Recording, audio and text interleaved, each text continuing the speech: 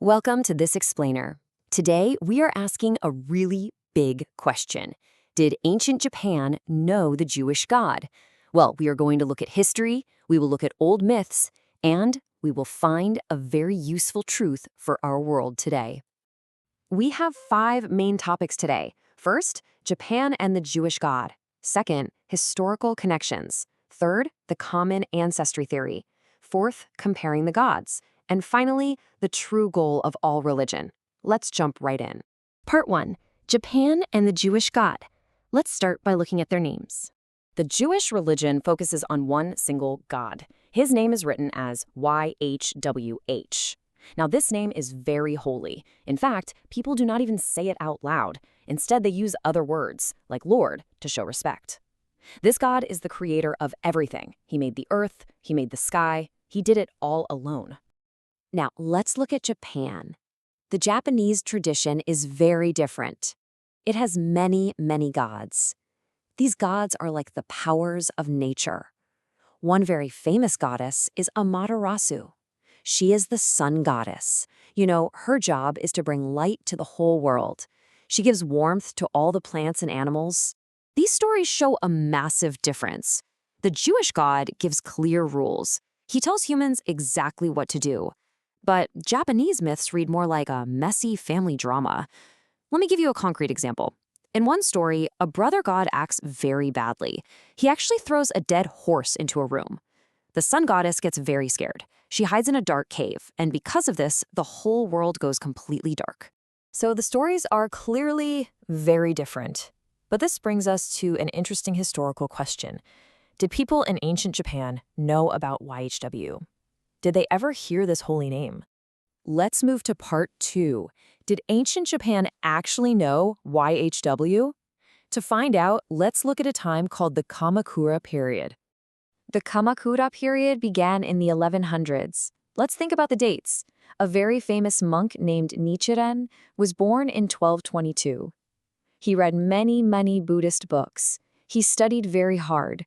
But he never read about the Jewish God. Information about YHWH arrived in Japan much later. A man named Francis Xavier brought Christianity there in 1549. That was over 200 years later. So, what is the crucial point here? The chance is exactly 0. Ancient Japanese monks like Nichiren had 0 chance of knowing the name YHWH.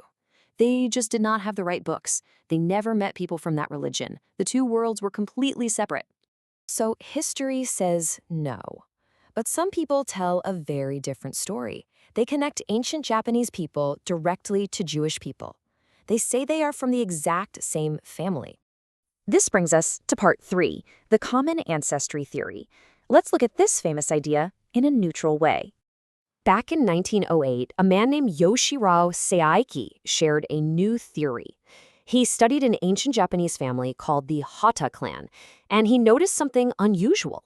He believed some Japanese words sounded exactly like Jewish words. For example, he said the Japanese word Yahweh sounds just like the Jewish word Judah. He thought this proved a direct family link. However, modern historians do not agree with this theory at all. First, there is 0 physical proof. You cannot find any old objects to prove it. Second, the historical dates simply do not match. But the biggest problem came later. The creator actually confessed that he made the whole theory up. He just wanted to get foreign money for Japan. It was not real history. So, the two groups did not meet. The families are not the same. But here's another big question. Are the gods the same idea? Do they point to the exact same truth? Let's explore that in part 4, comparing very different gods. Let's look at the actual ideas behind these figures. Well, there is a massive difference in these ideas. Yahweh is a single God. He holds all the power. He acts like a person who makes strict rules for humans. On the other side, Japan has many gods. They are not like human people at all. They are the actual powers of nature. They are the sun, the wind, and the rivers. Even today, experts still argue about this. Some experts think both ideas point to the exact same truth. They believe humans just use different names for one big power. But other experts strongly disagree. They say the ideas are just too different to mix. You simply cannot combine one rulemaker god with many nature gods. The debate still continues today. Maybe we are asking the wrong question. Maybe arguing about names is not useful. So, what is the real goal of religion? This brings us to part 5, the goal of all religion. Let's look at human life today. Let me introduce you to a man named Josei Toda. He was a religious leader in Japan. He lived through the Second World War. He saw cities burn down. He saw families cry. Because of this, he wanted to stop human sadness forever. He wanted people to live in peace. Toda had a very interesting idea. He imagined a special meeting.